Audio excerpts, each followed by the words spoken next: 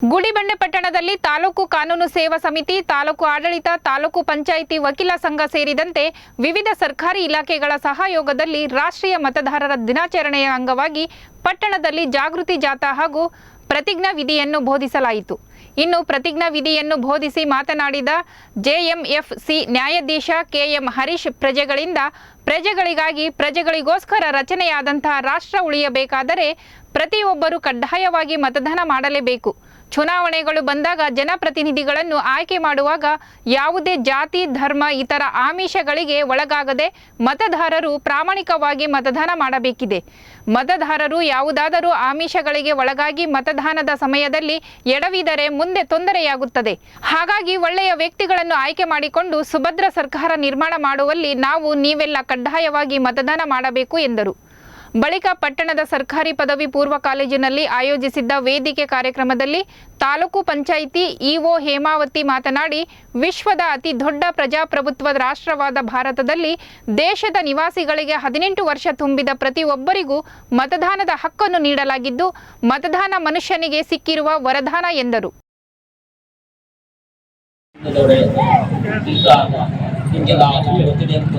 ರಾಷ್ಟ್ರೀಯ ಮತದಾರರ ದಿನಾಚರಣೆ ಯಾಕೆ ಈ ಜಾಗೃತಿಯ ಮೂಲಕ ಜನರಲ್ಲಿ ಅರಿವು ನೀಡುವುದು ನಿಟ್ಟಿನಲ್ಲಿ ತಾಲೂಕು ಅಧಿಕಾರಿಗಳು ಮತ್ತು ರಾಷ್ಟ್ರದಿಂದ ಈ ಕಾರ್ಯಕ್ರಮವನ್ನು ಹಮ್ಮಿಕೊಳ್ಳಲಾಗಿದೆ. ಯಾಕೆಂತಂದರೆ ನಮಗೆ ಈ ಮತದಾನದ ಹಕ್ಕು, ಮತದಾನ ಅನ್ನೋದು ಎಷ್ಟು ಮುಖ್ಯ ಅಂತ ನಿಮಗೆಲ್ಲ ಗೊತ್ತಿದೆ.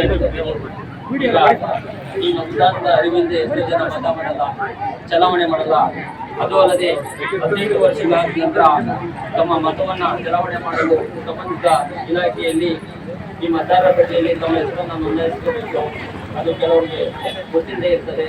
ಅದನ್ನೆಲ್ಲ ಅರಿವನ್ನು ನೀಡುವ ಮುಟ್ಟಿನಲ್ಲಿ ಈ ಕಾರ್ಯಕ್ರಮಗಳಾಗುತ್ತದೆ. ಅದೇ ರೀತಿ ನಮ್ಮ ಈ ಯುವಕರು, ಈ ರೀತಿ ವಿದ್ಯಾರ್ಥಿನಿಯರು ನಡೆದಿರೋ ನಿಮಗೆಲ್ಲ ಒಂದು ತೀರ್ಮಾನ ನಾವು 18 ವರ್ಷಕ್ಕೆ ಕಾಲಿಟ್ಟಿದ ತಕ್ಷಣ, ಅಂದರೆ ವಯಸ್ಸಿಗೆ ದಾಟಿದ ತಕ್ಷಣ ತಮ್ಮ ಮತದಾರರ ಪಟ್ಟಿಯಲ್ಲಿ ತಮ್ಮ ಮತ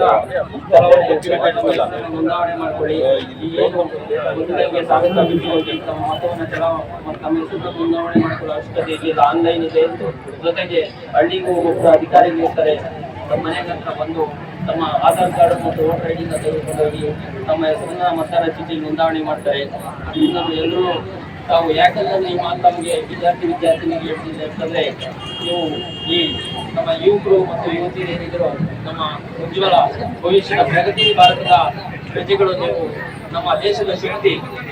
ನಮ್ಮ ದೇಶ ಅಭಿವೃದ್ಧಿ ಆಗಬೇಕಂದ್ರೆ ಎಲ್ಲ ರೀತಿಯಲ್ಲೂ ಶೈಕ್ಷಣಿಕವಾಗಬಹುದು, ಸಾಮಾಜಿಕವಾಗಬಹುದು, ಆರ್ಥಿಕವಾಗಬಹುದು, ಎಲ್ಲ ರೀತಿ ಮುಂಚೂಣಿಯಲ್ಲಿದ್ದ ಮಾತ್ರ ದೇಶದ ಪ್ರಗತಿ. ನಿಮ್ಮ ಪಾತ್ರ ವಿದ್ಯಾರ್ಥಿಯರ ಪಾತ್ರ ಈ ನಿಟ್ಟಿನಲ್ಲಿ ಬಹಳ ಪ್ರಮುಖವಾಗಿರುತ್ತದೆ. ಅದರಿಂದ ನೀವು ಈಗ ಹಳ್ಳಿಗಳಲ್ಲಿ ಕೊಟ್ಟಿರಲ್ಲ